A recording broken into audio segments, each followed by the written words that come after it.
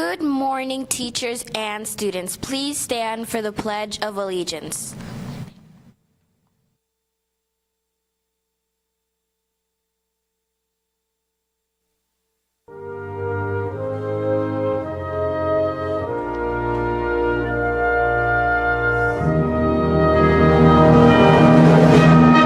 I pledge allegiance to the flag of the United States of America and to the republic for which it stands, one nation, under God, indivisible, with liberty and justice for all.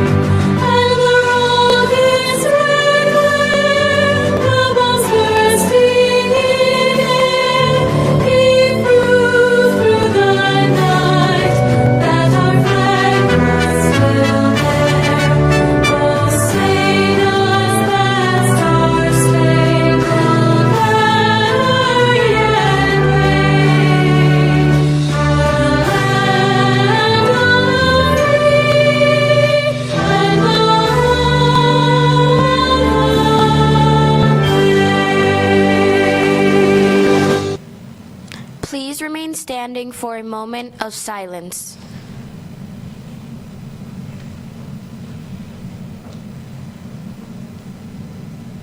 You may now be seated.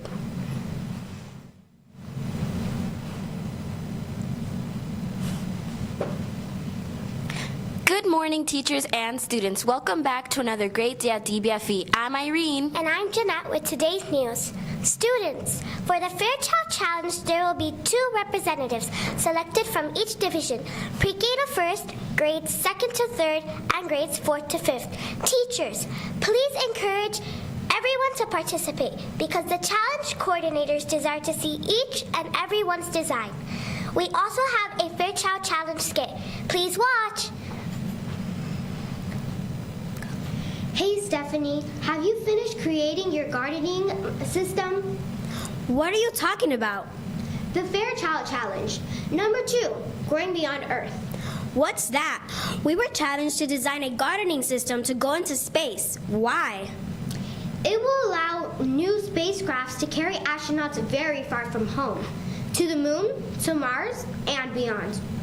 So the astronauts will need to grow healthy food to eat along the way. But children can't help with that. The Fairchild Challenge has been helping NASA gather new ideas on how to grow plants in space for years. They have used our data to help select which plants to grow on the space station, and they want your ideas of how. This is mine. It's so exciting, isn't it? And the best thing is, even though the teachers will be selecting the best 2 from each category, everyone's designs are going to be turned into Fairchild. I'm going to finish my design right now. Have you completed yours? Yep, right here. Wow. Thank you for watching our skit. Now back to the news team. Now to Mia with weather. Good morning, teachers and students. Today's temperature started at 85 degrees Fahrenheit, and in the afternoon, it will increase to 86 degrees Fahrenheit, and in the evening, it will decrease to 77 degrees Fahrenheit.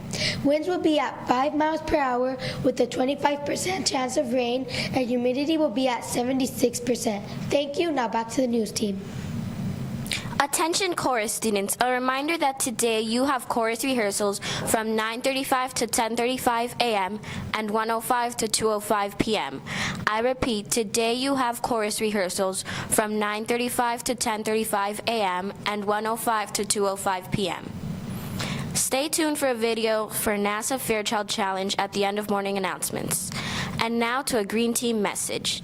Save our Earth, reduce, reuse, and recycle.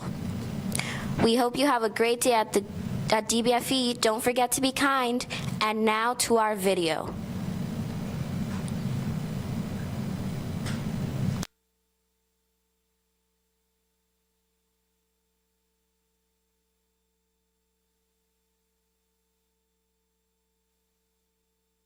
On August 10th, astronauts on the International Space Station sampled their first space-grown salad and pronounced it good. They were treated to freshly harvested red romaine lettuce grown in the veggie plant growth chamber, a special structure designed to make gardens flourish in weightlessness. On Earth, garden flora battles such foes as cutworms, aphids, slugs, root maggots, blights, and rots. But weightlessness is one thing no earthly vegetation encounters. In a weightless environment, there is no up and down, so roots grow in all directions. Water and substrate, the materials used to anchor these plants and allow for root growth, tend to float away. With veggie, these problems are solved by using plant pillows, bags of substrate with space dirt and controlled release fertilizer. Wicks are implanted in the bags to draw water into the substrate and provide a place to glue the seeds, which are oriented so roots will grow down into the substrate and shoots that emerge will push out of the bag. LEDs furnish light for photosynthesis and give the shoots a sense of direction so they keep growing upward. The walls of the veggie chamber can expand to make room for the growing crop. According to astronaut Scott Kelly's taste buds, this special space-tailored arrangement works. Tastes good? Yeah, I like that. Kind of like arugula. Yeah, it's fresh, that's all. He explains the importance of growing such culinary delights in space. If we're going to Mars someday, there's going to be a long period of time where we're going to have to be self-sufficient, and having the ability for us to grow our own food is a big step in that direction. The astronauts celebrated this historic vegetable moment by toasting their lettuce leaves and shouting, "Cheers!" Before long, they'll be toasting cabbage, tomatoes, and more. The next SpaceX delivery will supply some of the seeds. We will be sending up seeds for a small cabbage that is very highly rated for flavor and additional red romaine lettuce, says Joy Yamasa, veggie payload scientist at Kennedy Space Center. We are working on crop selection with dwarf tomatoes and dwarf peppers. Upcoming experiments will use various ratios of red and blue lights and different fertilizers in attempts to improve crop yield, nutrition, and flavor both on Earth and in space. Other botanical treats are planned for the astronauts as well. We have additional seeds on board the station, says Masa. These are zinnias, really pretty daisy-like flowers that help us understand longer duration growing plants that have to flower in space, such as tomato. That kind of enjoyment is expected to be an important added bonus to veggie. I think the psychological benefit of growing plants in space will be incalculable, she says. Having living plants can help with stress and increase the crew's enjoyment. Growing plants can provide the sights, smells, and tastes of Earth.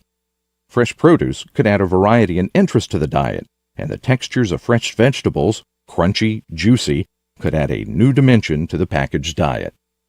Scottish poet Alexander Smith said it best. How deeply seated in the human heart is the liking for gardens and gardening. Apparently, the same is true of human hearts in space. For more from the International Space Station, go to www.nasa.gov/station. For more nutritious news from Earth orbit and beyond, stay tuned to science.nasa.gov.